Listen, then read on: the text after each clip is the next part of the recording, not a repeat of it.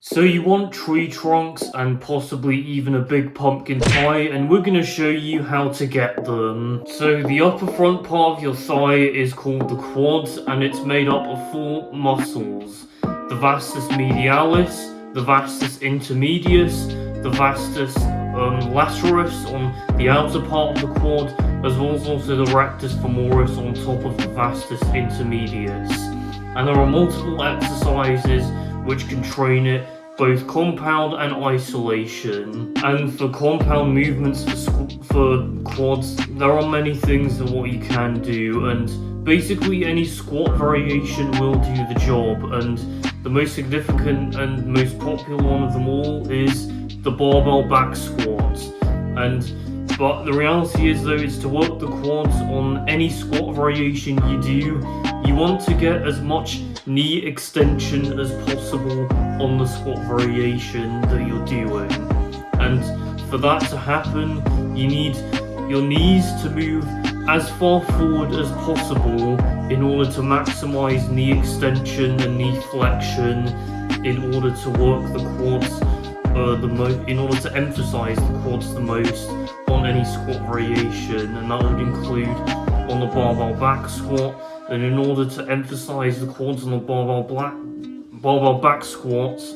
what you need to do is you must place the bar onto your upper traps as demonstrated right here, and you must take a few steps back from the rack, of course, of what you should do, and then place your feet just around shoulder width apart, and then point your toes slightly out and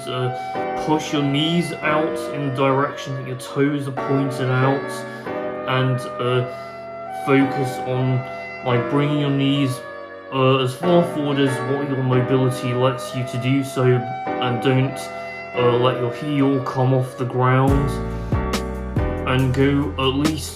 below parallel, or perhaps even better, getting your hamstrings touching your calf at the bottom. And another one would also be a leg press,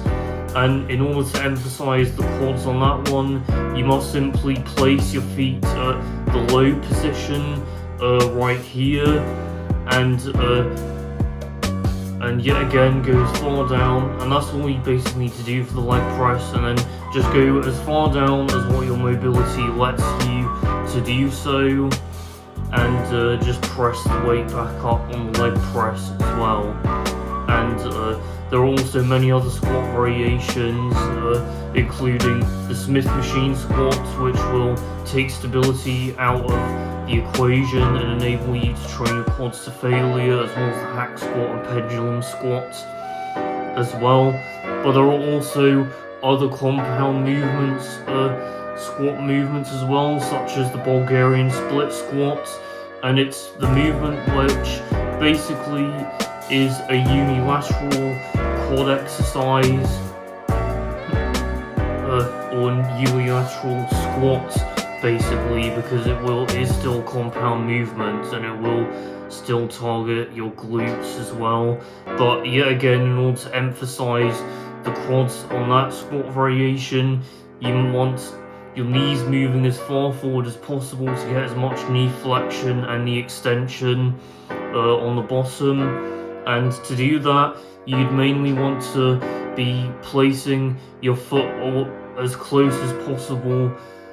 your working foot as close as possible towards the bench as what you can possibly do,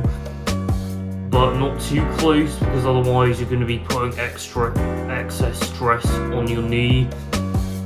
And I'd say around about how far you can probably step in front of you is probably around the best way of how you should probably place your foot. And if you do struggle with stability on this thing, then I use some kind of support. I use some kind of support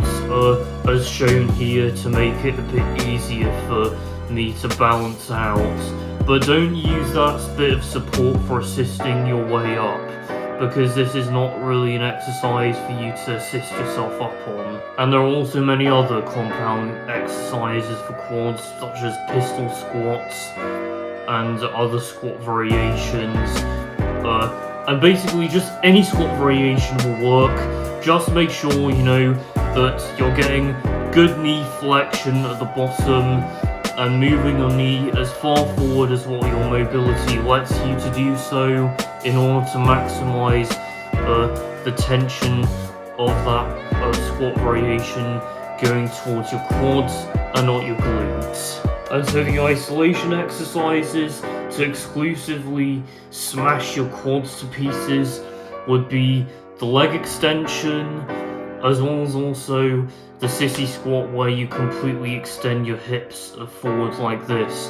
And I'd say with the sissy squat, it's really good for targeting or emphasizing a bit more of the rectus femoris, because the rectus femoris is the only head out of the four heads of the quads that attaches to the hip joint, and so therefore it gets the best stimulus when your hips are fully extended. Although you could do the same on the leg extension if you set the seat back as far as like possible, and I have tried it right here before, although it felt very uncomfortable and unnatural, and I just kept it in the normal position that I normally do it at, but then you just won't get as much rectus femoris activation out of it, or rectus femoris stimulus, as it being more specific, as that's what's the better term to use. And there is one thing though that I do when training quads for on isolation movements is, and this is very brutal with what I do, I go on the leg extensions and I literally take the leg extensions to failure, and then once I cannot get a single rep of leg extensions anymore, I then go directly off to the side of it, and then I just superset it with sissy squats until failure. And trust me, that thing literally both fries your quads and fries your brain, and it annihilates your CNS completely. And I've been doing that for over a year, and it was so brutal in the process, but I have gotten ginormous quads in the process. But it really doesn't matter though what you really do. As long as you're extending your knee, then you're going to be targeting your quads just fine. And if you are trained to failure, of course, as well as recover in the way of how I explained in a different video, which is gonna go up like in some corner in either one of these two corners up here, then go on one of those videos to try and find out at the end of the video, of course, once I've explained how to grow your legs completely, about how to grow any muscle in the body correctly. So now we're on to the glutes, aka the pumpkin pie, which I don't train directly, but since all the gym girls have a weird obsession of training them so hard, they can be the ones who demonstrate, and I don't know why they have such a big obsession with training them so hard, but hey, it is what it is, really. So the glutes perform hip extension, and they get specifically emphasized when the line of resistance is acted upon the hip and not acted upon behind the pelvis or on the thoracic spine behind it. And both compound and isolation exercises can be used to achieve hip extension with the line of resistance acting against the hip. And so to emphasize the glutes on a traditional barbell back squat, what you need to do is you need to widen your foot position to around to much wider than shoulder width apart, as well as also place the bar on your rear delts and not on your upper traps, and then that way you can tilt a lot more forward to shift much more emphasis on the glutes, and of course go at or below parallel depending on what you're capable of mobility wise, and the same. And with the leg press, in order to emphasize more glutes, you want to place your feet at a higher foot position, but don't place it too high up, otherwise like this thing, otherwise you're gonna literally be at risk of crushing yourself if your foot slips off, and it will be the end of you lifting pretty much. And with the Smith machine squat, the same thing can be applied with the traditional barbell back squat here, and it'll take out stability concerns as well, so you can train them much closer to failure. So for the isolation lifts for extending a hip with the line of resistance acting against the hip would be the hip thrust, the kick back. I don't really know many more since I don't train them directly, but here's the list of them, since I literally don't fucking train them directly, as those are the only ones I truly know. And you can also do the single leg hip thrust as well, but I don't really do that because I literally don't know how to train them whatsoever. But like, just this anyway, like, if you are extending your hip in any way whatsoever, and the line of resistance is forcing your hip backwards, and you're just extending your hip against it, you will work and emphasize the glutes the most. Just find exercises which do specifically that, and you will. And just, you could do one compound lift which emphasizes the glutes, and just one isolation lift to specifically target them. And if you train close to failure on both of those, then you will effectively build them up, just like what I've done with my quads, of where I've done one compound lift each leg day, as well as one isolation lift, combine it with a superset of course, and it sufficiently built my quads up to how they are now. And you don't really need anything crazy or any crazy levels of volume. That really is pretty much all you need each leg day, and they'll grow sufficiently. But I just don't know how to train them directly, because I don't really know many exercises for them, so I can't really explain full detail of them. So now we're on to the hamstrings, which are made up of 3 parts,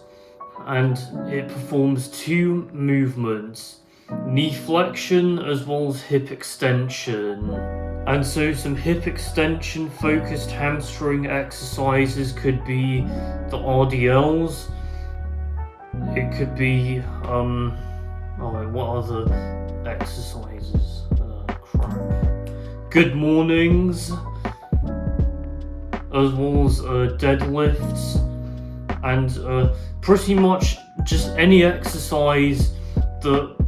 where you're extending your hip, but with the line of resistance that's basically acting behind you on either your thoracic spine or the back of your pelvis, and it's basically pulling you forward and down, and your hip extending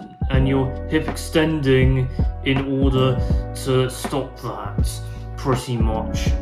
And that is where the most emphasis will go onto the hamstrings, on those kinds of hip extension focused movements. And on with knee flexion, there are many exercises which can perform the hamstring in its primary function of knee flexion, and those would include the lying leg curl, the seated leg curl, as well as also doing Nordic curls as well. And all of them will work all 3 heads of the hamstring, but I would recommend doing one hip extension focused movement and one knee flexion focused movement on each leg day in order to maximize overall hamstring development. And with calves, there are two parts to it. You have the gastroc, which is the big calf muscle on the top, and then a small one beneath it called the soleus. And both of them perform ankle extension. And here are the ankle extension focused movements of what you can do. And it would be some sort of calf raise, and it could basically be on a leg press, or basically do them single leg with on basically anything, and or it could be on the Smith machine. But it just is any sort of calf raise where you're just basically pointing your toes outwards, and anything will do the job as long as you're just basically extending your ankle or pointing your toes outwards, and then literally training hard and doing all the right stuff to gain muscle within the calf area, as well as muscle in general across your entire body, then you will be fine. And you will get big calves that way. And there is also a muscle which I have almost forgot about, and it's the adductor, which is basically the inner thigh muscle. And what that just basically performs is bring your knees closer together, and there are many exercises to do it, and I'd say the best one is, although this is only going to work if you have a gym membership, and that would be the adductor machine. But if you don't have one of those, then you could probably just go with using cables like this here. Or if you don't have any equipment at all, you can still train it, and that's by simply doing a plank and putting your working leg on a bench like this, and you doing the movement that way on a bench. And that is a pretty underrated part of your leg to train, and part of your whole body in general to train, because I do think though that it does add a pretty good deal of aesthetics, and mine are kind of a bit small, but I'm not focused on training them at the moment because I'm trying to stretch them out and be able to do splits and shit, that kind of stuff. And yeah, I don't really train them that much, and I currently have no plans to at the moment. And that's it for today's video. If you've either learned something or enjoyed it, please make sure to either like or go or watch later, and also make sure that you're logged in as well, otherwise you will not be able to like or watch later. And make sure you actually do that, so you can reiterate over what I just said, so you can get a better understanding over what I meant in the video, and subscribe for no more BS like this.